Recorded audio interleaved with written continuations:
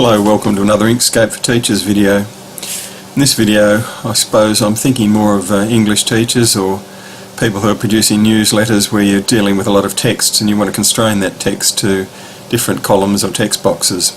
I haven't had much use for this up till now, but just using the T and typing, that's the standard way to enter text.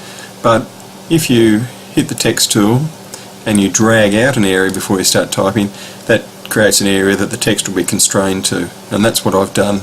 I just Control Z, that's what I've done with this text here. If I T for text tool and click in there, you can see this little diamond lets me change the shape that I can constrain the text to. And if we're going to flow text into different frames, we must create the initial text that way. Now if I want this text to flow into this rectangle, then this ellipse, then this triangle, I have to select things in a particular order. First I select the text by clicking on it, then the triangle, then the ellipse, then the rectangle, and that will put the text, it's a bit crazy, it's in reverse order, that will put the text first flowing into the rectangle, then the ellipse, then the triangle. So select the shapes in reverse order after selecting your text. If I do that, then I go to text, flow into frame, you get this strange effect. Now why I had such large frames, and I recommend at the moment starting with large shapes, large rectangle, large ellipse, large triangle, is because the text is inexplicably increased in size. I don't know why, I think it's a bug in Inkscape.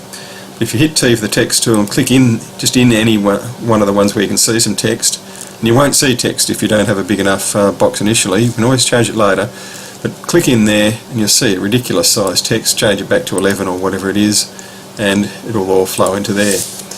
And if I zoom in, it all fits in the first text box. But I can now change this rectangle, change it to that, and if it's too small then it goes into the ellipse.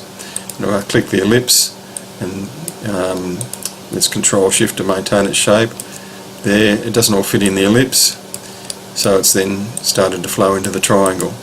So that's one way of getting some initial text to flow into shapes. If you want the text in this order, 1, 2, 3, you've got to select the shapes in reverse order. This one first, then this, then this. Now that might be useful when you're creating columns of text in a flyer or a newsletter, something like that. So hope that helps, and I hope that Inkscape programmers are able to fix this so that the original text maintains its size once it's flowing into different shapes, instead of having to work around it and click in it and change it. But to remember to start with large shapes until this bug is ironed out. Once again, thanks for watching.